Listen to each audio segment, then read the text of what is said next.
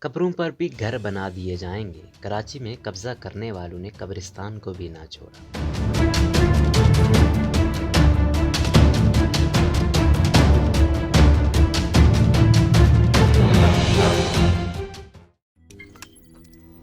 روزنامہ قدرت کی ویڈیو دیکھنے کے لیے ابھی یوٹیوب چینل پر سبسکرائب کریں اور بیل آئیکن پر بھی کلک کریں۔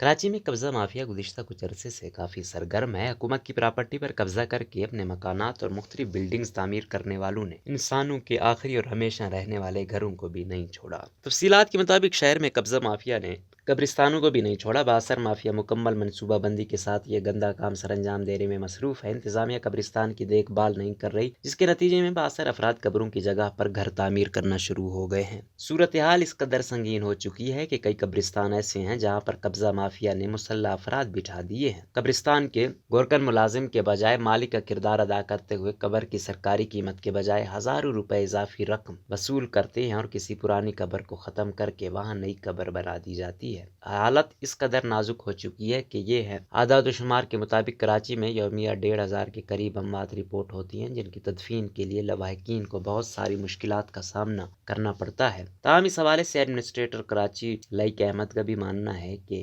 KMC کے قبرستانوں کی صورتحال افسوسناک حد تک خراب ہے اور ان میں قبرستان مافیا کا قبضہ ہے۔ لائق احمد نے گزشتہ روز ایک اجلاس سے خطاب کرتے ہوئے کہا کہ بلدیہ عظمیٰ کراچی کے زیر انتظام قبرستانوں میں تدفین اور ضروری کاغذات کی تیاری کا پورا عمل ون ونڈو کے ذریعے ہونا چاہیے۔ تاہم کراچی شہر میں مختلف مقامات پر ہونے والے قبضوں پر عدالت بھی نوٹس لے کر احکامات جاری کر چکی ہے۔ حال ہی میں سپریم کورٹ نے نالوں پر قائم ہونے والی غیر قانونی تجاوزات کے خلاف آپریشن کرنے کا حکم جاری کرتے ہوئے رپورٹ پیش کرنے کی ہدایت بھی کی تھی۔